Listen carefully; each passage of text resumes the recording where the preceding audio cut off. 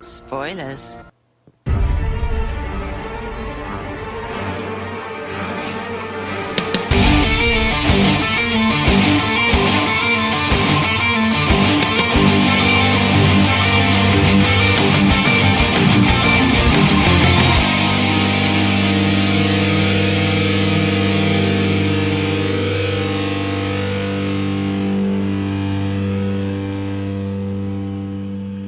Yo, what is good? Soldier Only here. We are back and better than ever with Talking Decay, our Walking Dead podcast.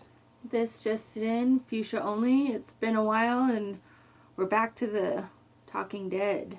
Yeah, we actually have 2 episodes to get into since the mid-season finale the second half of the season has came back because we were getting our internet switched over, so we were kind of off the grid for a little over a week, so...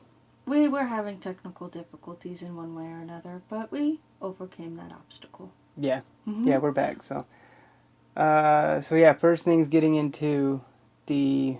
Mid-season premiere. Last week. Right. It was good, and I am actually kind of surprised that we didn't get any spoilers ourselves in the time that we didn't have cable, but then got it back.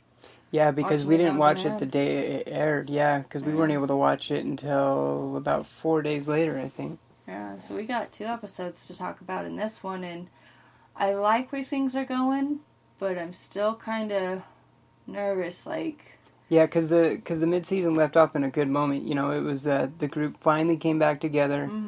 Mm-hmm. Rick got his python back, his revolver, and... it was kind of symbolizing, that Rick's back. He's got his weapon. He's got his weapon back, and they're ready to fight. I think that in the most recent episode last night, Daryl should have stayed and tried to talk to King Ezekiel, because in that first mid-season premiere, he says no. Yeah. The group finally met. Because Jesus from the hilltop finally took the group to the kingdom to meet King Ezekiel and his tiger Sheila. And so the group, is trying to get help. First they tried getting help from the hilltop, and of course, what's his name, Gregory? I think. Yeah, Gregory is such a coward. Was not having it. He was being the biggest douchebag and coward. I think when he finally dies, you're gonna hear like a cheer, like right. I think. Well, then you remember while they were in there trying to convince Gregory, I just forgot her name. Eden was out talking to the people that they want to get. So she's like, "Hey, you guys might want to come see this." And so they do have them. Yeah, they do have some of the hilltop. They do have some of the hilltop. They just need to train them and teach them how to survive. Not only walkers, but the living, too. Yeah, the hilltop is in desperate need for a change in leadership. Yeah. Because, look, Gregory was speaking for the hilltop community, thinking, they don't want to do this, they don't want to fight, we're not going to do that. We're fine living under the thumb of the saviors. But then they leave, and the hilltop community themselves wanted to help. Yeah, see, exactly, because I think that Gregory is losing his power. But it's kind of one of those strange things, like, how did he have power in the first place? He's not a leader. He's not one of those born leader types like the governor and I bet anything, it just fell into his lap. He was the kiss-ass vice top gun guy. But it's also like something, it's I don't know, because there's these moments between him and Jesus, where it's like, Jesus should be the leader. It's almost like maybe Jesus' parents or something were the leader and something happened and then it just, like you said, fell into Gregory's lap. Like, it's almost like Jesus should be the leader, but remember, like he said before, like, I'm not that person, like... Yeah, he has stated before... It's kind of like he's like the prince of Hilltop, know? But... He doesn't... I don't think he wants that type of power. He doesn't want people coming to him for leadership. He's a strong character. And he likes going out. You can tell he likes going out. But you notice he's the link to everything. He is, yeah. He's been to every single person on the show Whereas, Well, because he found our group. I'm sure that's how he knows Ezekiel. Well, he hasn't been to the scavengers, but he's we're gonna get into them. Yeah, we're gonna get into the new community I just don't think he wants the responsibilities of a leadership, because that's one thing you see in Rick over the seasons on how he lost it, because when you're the leadership and people die in ways that they did not deserve, or something goes south, you have to take on that guilt and that responsibility that if they didn't listen to me, if I had a better plan, because that killed Rick after the governor. Oh yeah. Rick was like, these people don't have to die, and then I think the governor made Rick go so savage. Yeah, because that was the Rick that showed up to Alexandria. Remember, with the video with the big beard, and with the one when the savage Rick. Yeah, the savage Rick, when Negan said, "Who's that guy? I want to mess with that guy." That was post Governor Rick. So, and we thought the governor was bad. Oh lordy, we had no idea. I told you that there was someone coming that was way worse than the governor, and yeah. Well, and to go into last night's episode, I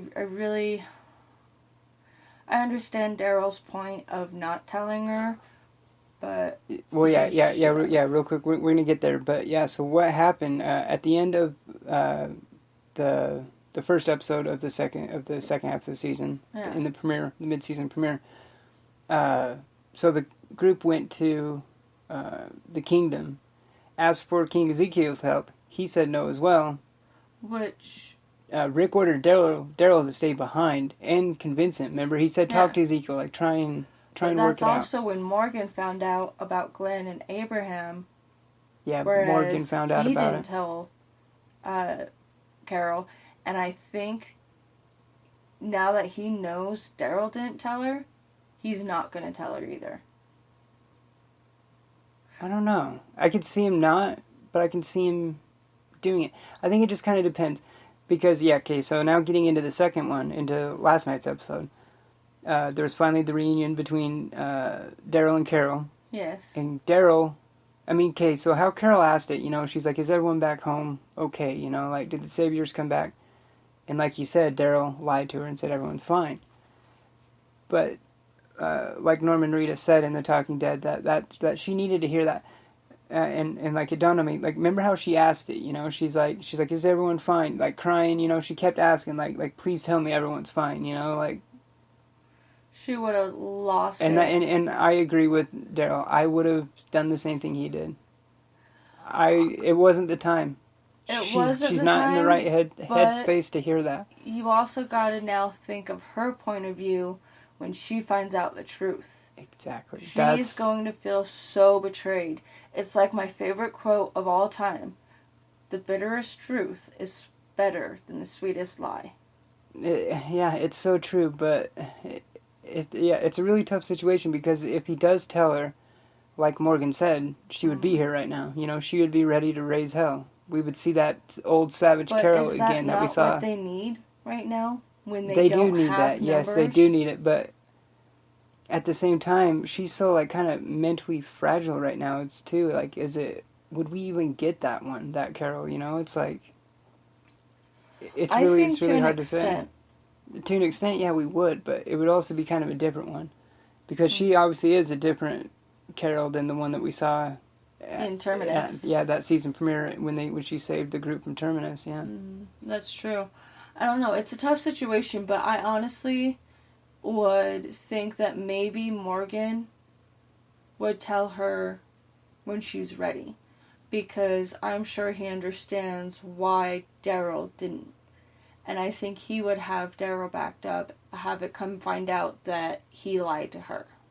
When she finds out that he didn't tell her the truth, I think it would be best, if it is Morgan than anybody else, to be like, hey, because you notice Morgan's starting to get through to her. Where they don't see eye to eye, but neither one of them wants to kill humans. Like, at all, yeah. Yeah. They don't want the aggression, which is another thing. You would think that with King Ezekiel and the whole meeting with the Saviors, that fucker took Morgan's stick. Oh, yeah, at the beginning of the episode, yeah. You think that would make Morgan not necessarily snap, but push him a little closer to that edge. It's starting to. It does push him somewhat, but Morgan is so hold fast on these beliefs that he has. Like, I honestly don't know what would push him over the edge. He's already lost his wife. He's lost his son. Like, I don't know what. He's already been pushed maybe off Carol, the edge before. Maybe like if Carol was to die, that would maybe finally get him. Because look, when he saved her, remember he killed a guy to save her, and that what got her to the kingdom. Yeah. So that's kind of the only thing I can think of. Or maybe if Rick needed it, you know. It's gonna have to. It's not gonna be if Rick needs it, because he knows that him and Rick don't see eye to eye. But I think it's gonna have to be something severely personal to him. Like, say they go for another meeting and they find out his stick's broken in half. It's probably just, like, tossed in his It's going to face. come down between. It's gonna come down to him being disrespected beyond belief. Mm-hmm. That his integrity will overstand, and that's what will make him snap. I think, maybe. And he really made himself look like kind of a chump, you know, because he's like, may I have my stick back, please? You know, like someone important.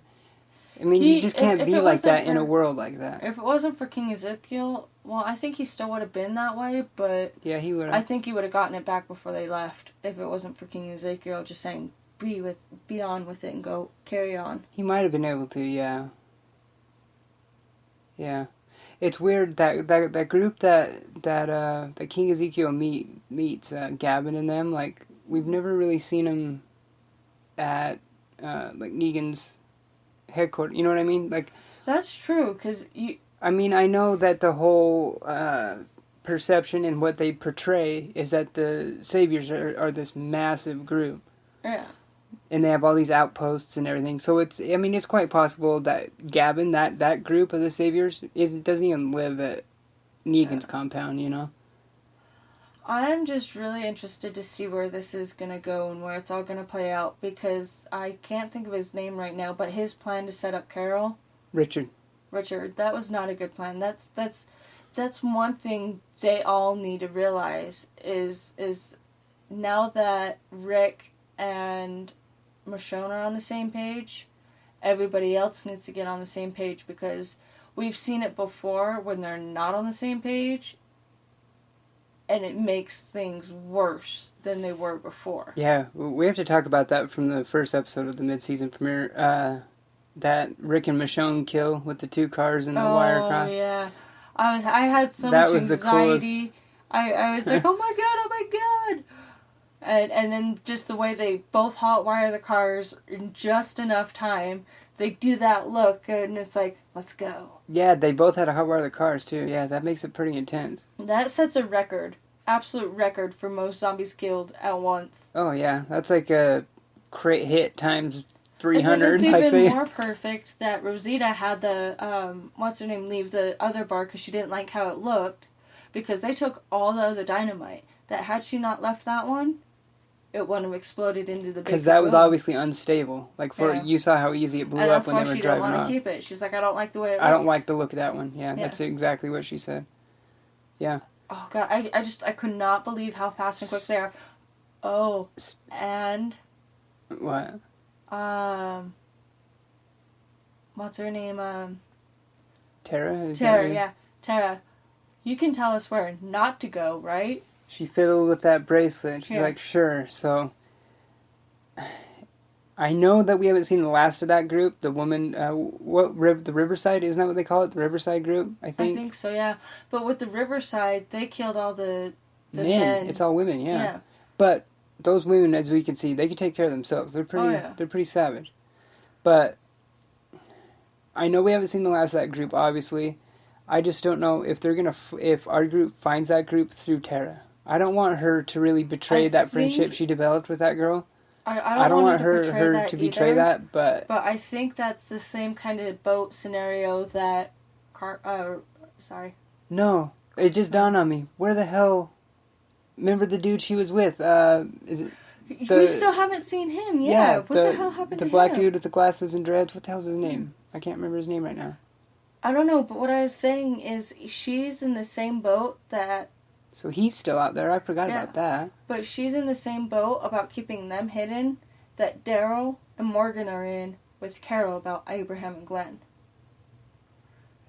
That's the same. Yeah. That's one thing they all have in common is I didn't think of that. They know these things, but it's testing where their loyalties lie and what's most important. It speaks to exactly what Morgan said to Daryl when they were talking by the tiger cage. Oh God, I love that. It's the same reason you didn't tell her. Yeah, it's the same reason you didn't tell her, because we're all hanging on to something. And it's that, and what it is, it's that last little bit of humanity that's left in this crazy-ass world.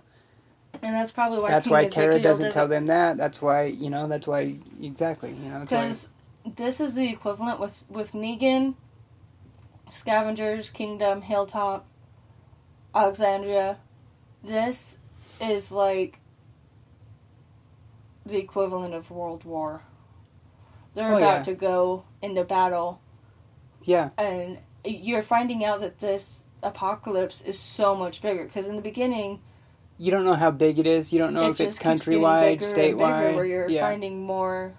It's definitely worldwide. I mean, look at the shape of this world. You can definitely tell it's worldwide.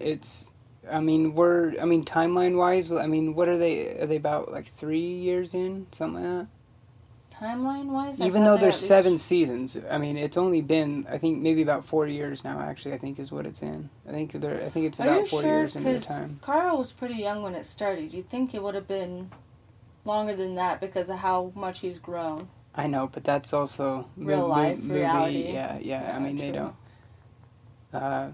Because remember, sometimes seasons pick up right where one left off. Sometimes they move 9 months ahead, like they did between seasons 2 and 3. Here's the one other thing I wanted to kind of bring up again is with the Scavengers, they waited for somebody else to get it off the boat. Yeah, let's get into the Scavengers. Are they going to be capable of handling Negan if they're not even capable of getting supplies off of a boat? Yeah, before we started recording, you brought up this point. So last night's episode, we were introduced to a new community. What did she call them in Talking Dead? The Heapsters. Heapsters. Yeah, because they live in a trash bar. Heap of trash. Heap of trash, pretty much. Yeah. Yeah, because I'm wondering because you notice Rick's smile was the numbers. Like, holy shit, we got a lot of numbers. But it hit me when I got home that. Yeah, they have numbers, but if they don't know how to kill or, if they don't know how to handle themselves, yeah, okay, we had to prove to them that Rick and all of them could handle themselves, with Willie? Winslow. With Winslow, but they didn't prove anything of what they can do. Yeah. So I wonder, do they have legit potential to do what Rick needs them to do, or is it just a bunch of more numbers with no actual power? Right. Or upper hand or leverage. It's an interesting situation because the Scavengers, they keep saying how we don't.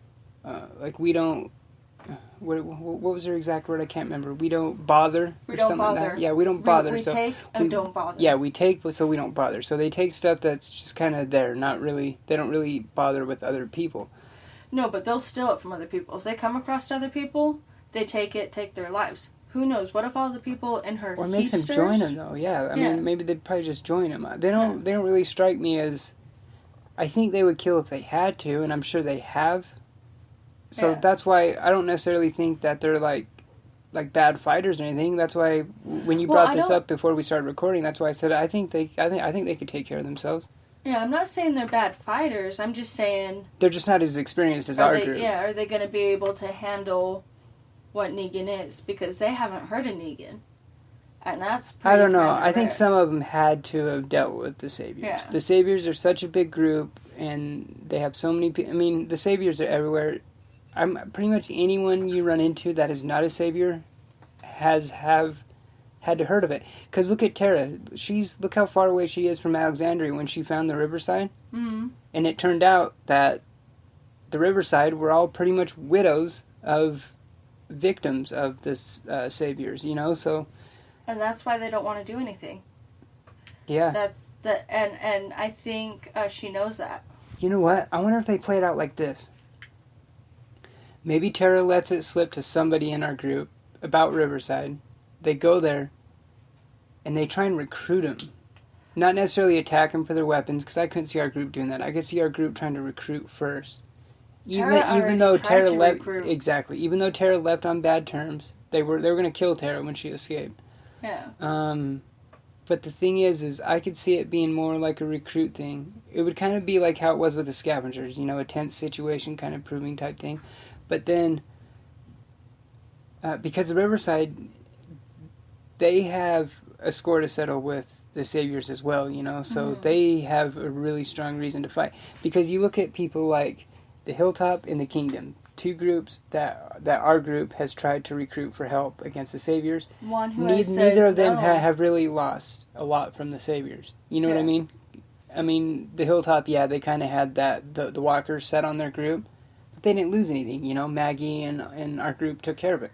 They didn't see any sacrifices made exactly. of what Rick is going through.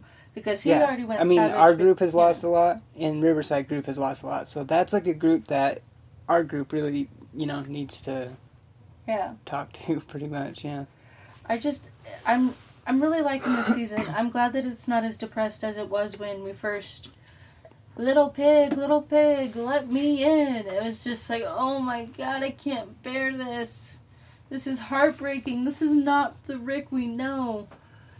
Yeah, the start of the season was a tough one, obviously, because that was a really hard pill to swallow, and now they're finally fighting back. But it's the tough pill to swallow. It wasn't just the fact of the season premiere losing Glenn and Abraham, but just seeing how demoralized and how beat down Rick was for most of that whole first half of the season. Oh, he was beat. Negan. Negan is horrible, but it goes back to, do the scavengers really know Negan? Because how could they not? Yeah.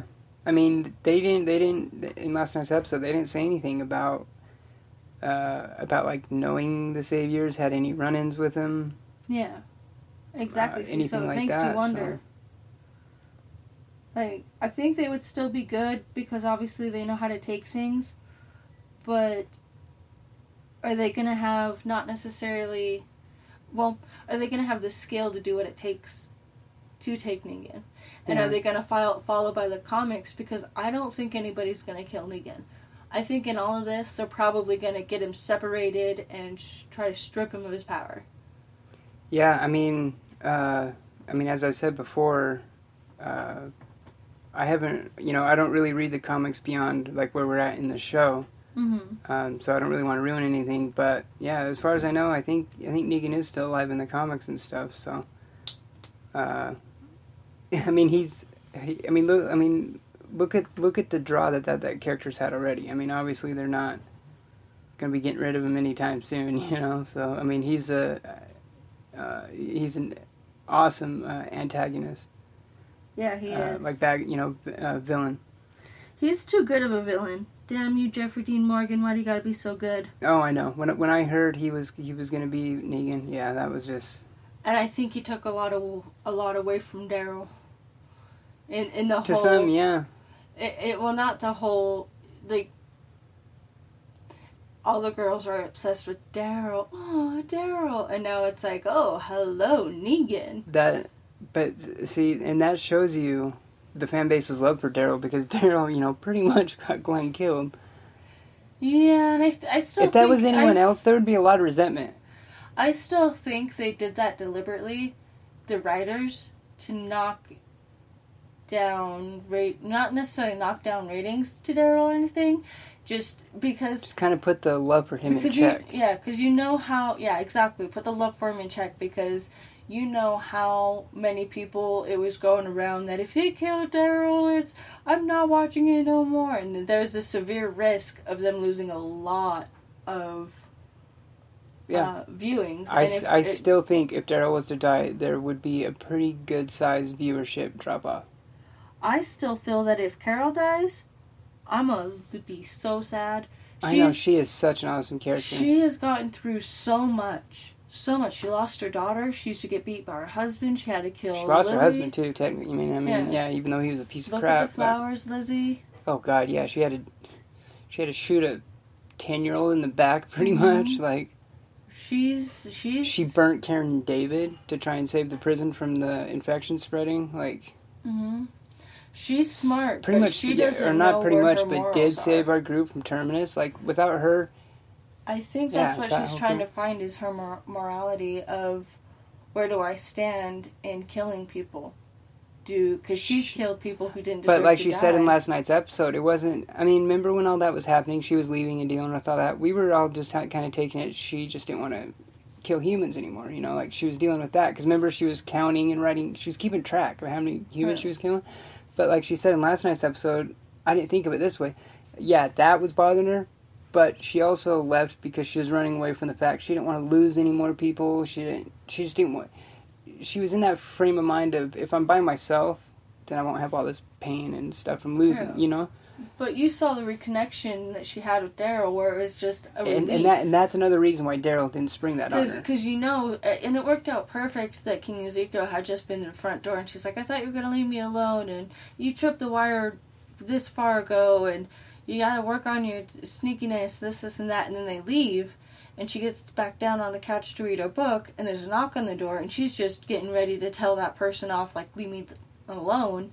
She opens the door, and you see her reaction change in a split of a second. Well, we all knew it was going to be Daryl. Well, of course we knew it was going to be Daryl, but she didn't know that. Well, yeah. See, so her reaction changed immediately to someone she hadn't seen in a while. See, and this is kind of an unspoken thing, too. I thought of as soon as she said it, too. When she was asking him about if everyone was okay, you notice how she said, is everyone back home okay? Yeah. That's the first time that she's referred to, like, Alexandria or, you know, like, back to that as home. Because her whole thing lately has been, you know, I just want to be left alone. I just want to live by myself. So, obviously, she looks at that cabin where she's at as home, you know? So, I think that was just an interesting word to, you know, is everyone back home? Is the group, is the family okay? Yeah, I like how she called it home, you know, instead of is everyone okay? Yeah. You know, instead of just generalizing it like that, but... I think it's just going to be really interesting, because it's... So much is happening and so much is going on, and I don't think it was smart of Daryl to leave. No, yeah. It was we need to talk about that. Because he's going back to the hilltop, and the Saviors have gone into the hilltop several times. The very last scene of last night's episode was Daryl walking out of... we got to talk about this. Okay, yeah, so at the end of the first episode of the Midseason, like we said, Rick told Daryl to stay at the Kingdom. And then in the first one, we know that Negan and them find Daryl gone and Fat Joey dead. So they went to Alexandria and tore it up. And... Daryl wasn't there, you know, so they're pissed off looking for him. And then, like you said, at the end of last night's episode, the last scene we see is Daryl walking out of the Kingdom. And we know Daryl can handle himself, but not 1 against 10. And they're patrolling, because remember at the beginning of last night's episode when him and Richard, you know, when Richard was trying to hatch that plan, you know, he said that they're going by on that road every day, you know, so, I mean, they're... So who knows? They're maybe tearing he up went the back area to that looking road. for Daryl. Maybe he has a plan of his own. Maybe that's why he left. Yeah. Because you'd think he'd be smarter than to go back to Alexandria. Did he say where he was going? No, he just left. He just told Morgan, "I'm leaving in the morning," right? He didn't say. He didn't say I'm going to the hilltop in the morning, or. No, I don't think he said anything of where he was going. I think he just said he was going. Yeah. I wonder where he is going. Do you think you go to... I mean, it's either Hilltop or Alexandria, you gotta figure. I don't think he's on a suicide mission to go into Negan's compound or anything like that. Maybe he is going back to Hilltop. Maybe, I don't know. I can kind of see it being Hilltop, maybe... I don't know. It's interesting. It's hard to call, but you know he's smart. So I think maybe he has a plan. He's just not. I don't know. Speaking about it. I mean, you can tell he's definitely leading a little with his emotions a little too much, but he's also kind of calm about it. But it's still kind of. I mean, he's been broken down too. I mean, Rick wanted him to talk to Ezekiel more and try and get Ezekiel, to come around. Mm-hmm. But I mean, yeah, he did try and work on it some because he told Morgan, you need to talk to Ezekiel. You need to convince Ezekiel to help. Yeah. And Morgan is like, I can't be that guy. It's not going to be me that does it. So yeah, he tells Morgan, like wake up, look at look around you, look at the world you're in, like that way of the world is long gone, like. Yeah.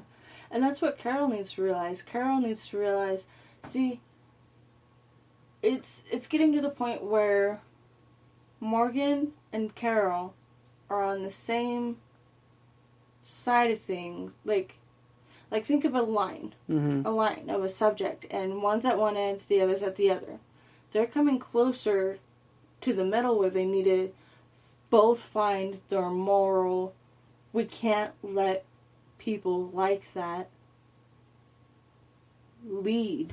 They need to find that Negan can't have that power. They need to get the line drawn of, okay, you deserve to die. You don't. Because that's the biggest thing they're both struggling with. They don't want confrontation because they don't want more people to die, but they need to realize that some people need to be knocked down out of their power. Exactly.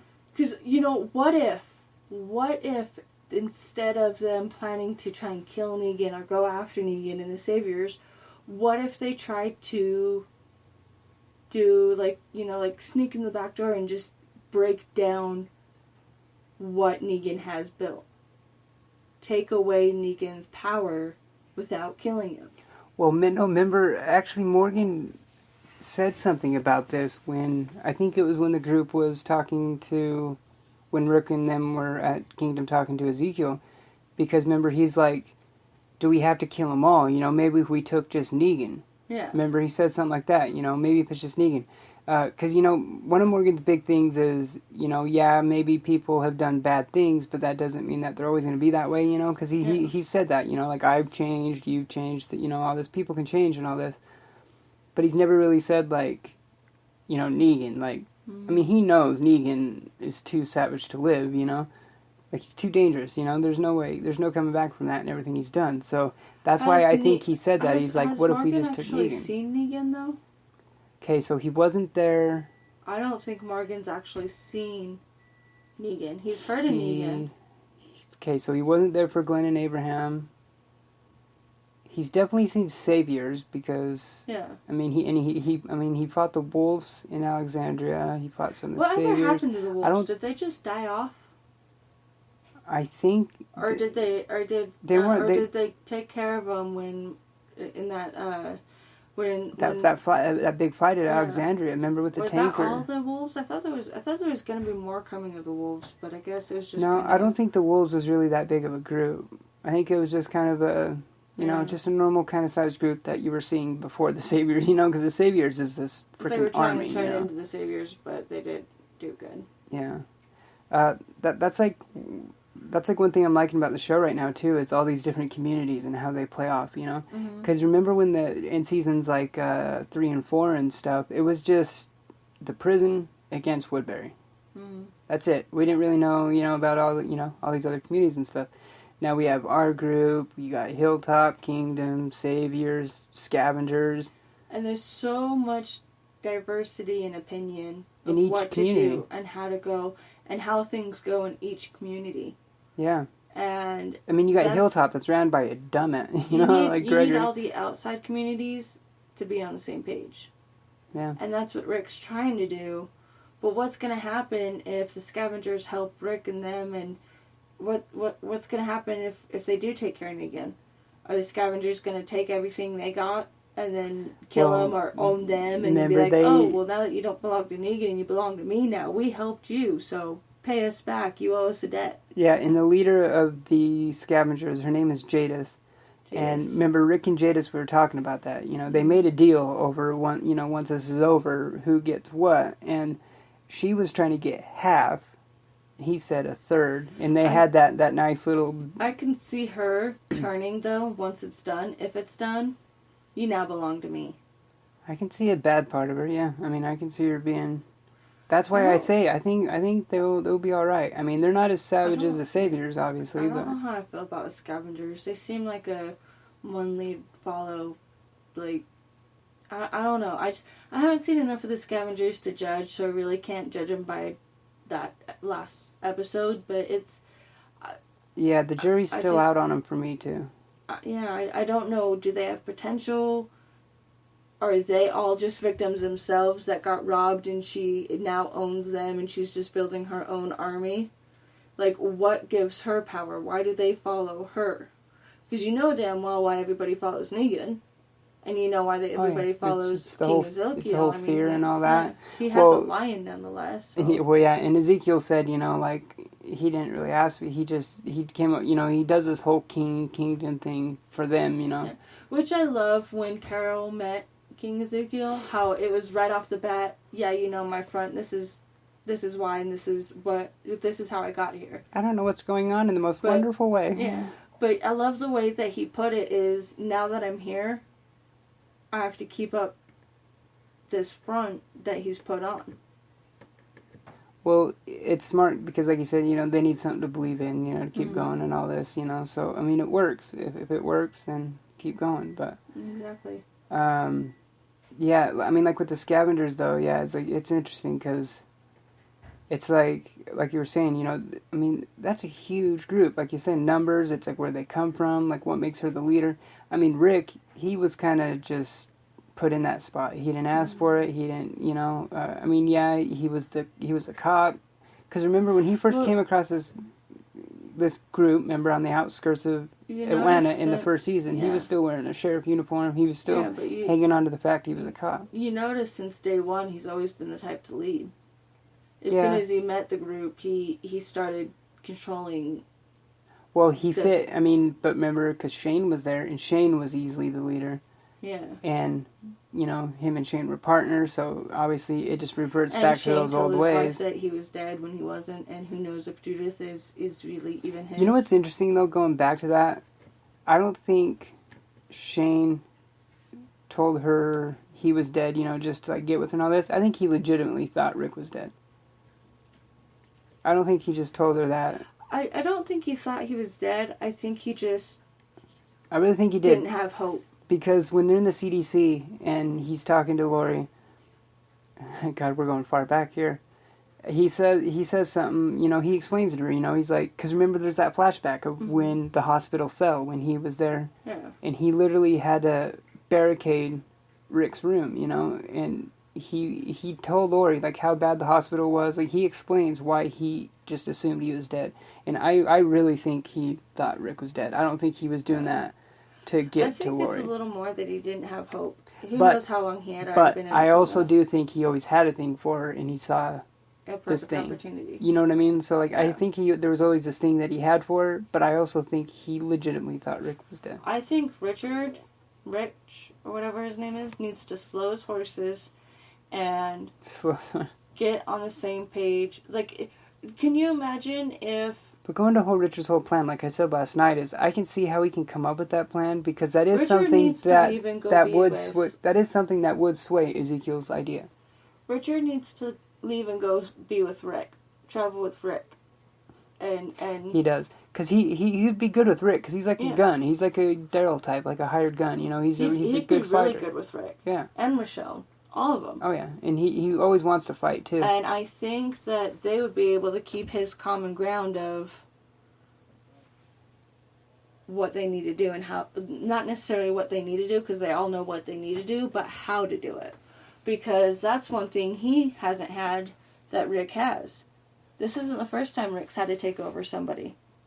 No. Overthrow a whole community. The a governor. whole other community, yeah. See, so... Yeah, one thing I want to mention in this episode, too, is Rosita.